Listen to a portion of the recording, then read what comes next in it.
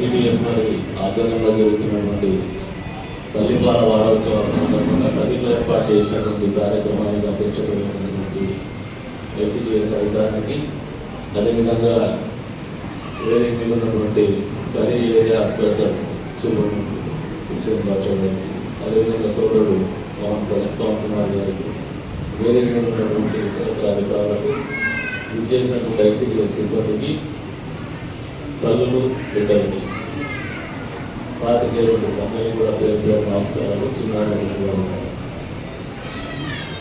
Doctor బాగా elaborate చెప్పినాడు.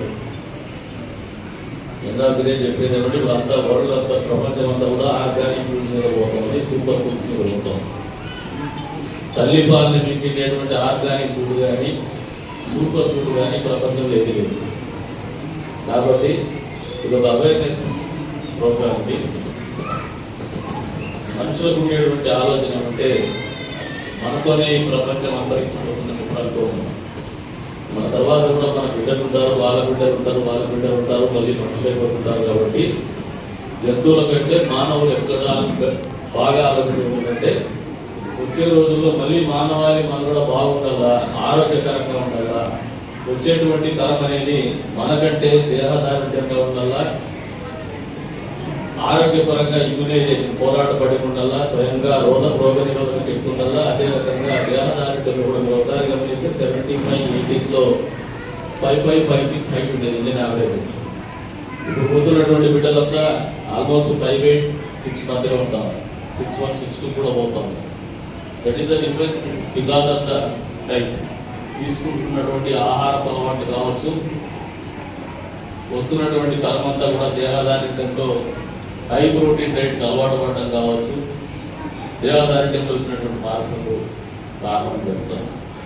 ఎన్ని మార్పులు ఆహారపు అలవాట్లు వచ్చినా కూడా తల్లి పాలు మించినటువంటి ప్రథమ ఆహారం ఏదైతే ఉందో బిడ్డ పుట్టంగానే అంతకు మించిండే ఆహారము అప్పుడు ఏదైతే మీరు ఫీడ్ చేస్తారు, ఏదైతే వాళ్ళకు చనుబాలిస్తారు, దానికంటే మించినటువంటి సూపర్ ఫుడ్ కానీ ఆర్గానిక్ ఫుడ్ కానీ ఉండదని మరొకసారి మీ అందరూ కూడా తెలియజేసుకుంటూ ఇది ఒక బృహత్తరమైనటువంటి కార్యక్రమం, మన సమాజాన్ని నిర్మించుకునేటువంటి కార్యక్రమం. మన తర్వాత మన బిడ్డలు, వాళ్ళ బిడ్డలు కూడా ఆరోగ్యకరమైనటువంటి రీతుల్లో మనకంటే మెరుగైనటువంటి దేహదారుణ్యంతో, మానసిక ఉల్లాసంతో, మానసికమైనటువంటి ఆరోగ్యంతో ఉండాలంటే ఇవన్నీ పాటించాల్సినటువంటి అవసరం. ఎందుకంటే కొన్ని ఇంత పోగాళ్ళు వస్తూ ఉంటాయి మానవాళి. అప్పుడప్పుడు కొంతమంది బిడ్డల్నే క్యారీ చేయకూడదు అనుకుంటారు, కొంతమంది పిల్లలు పాలివ్వడము సిగ్గుగా ఆలోచన చేస్తూ ఉంటారు.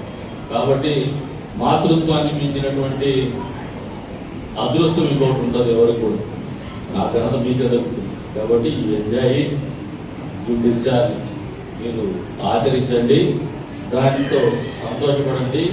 ఇంత పెద్ద ప్రపంచానికి మీరు తల్లులుగా ఉంటున్నామని చెప్పేసి గర్వపడండి అని చెప్పేసి కూడా తెలియజేసుకుంటూ భవిష్యత్తులో మీ బిడ్డలందరూ కూడా ఆరోగ్యంగా, మంచి ఆలోచనతో, మంచి ఆరోగ్యంతో, మంచి రోగ నిరోధక శక్తి పెరగాలంటే ఈ తల్లిపాల గురించి ప్రాధాన్యతను కావచ్చు, ప్రాముఖ్యతను కావచ్చు తెలియజెప్పడంలో ఎక్కడ కూడా సిగ్గుపడద్దండి. ఇంత ఓపెన్గా డాక్టర్ గారు చెప్తున్నారు.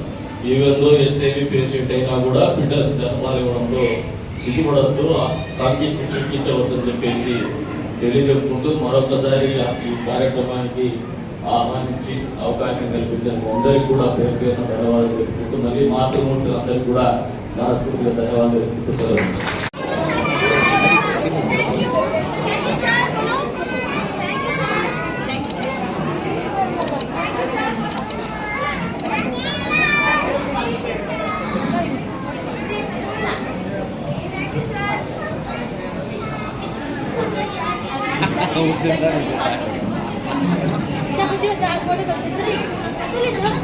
Kita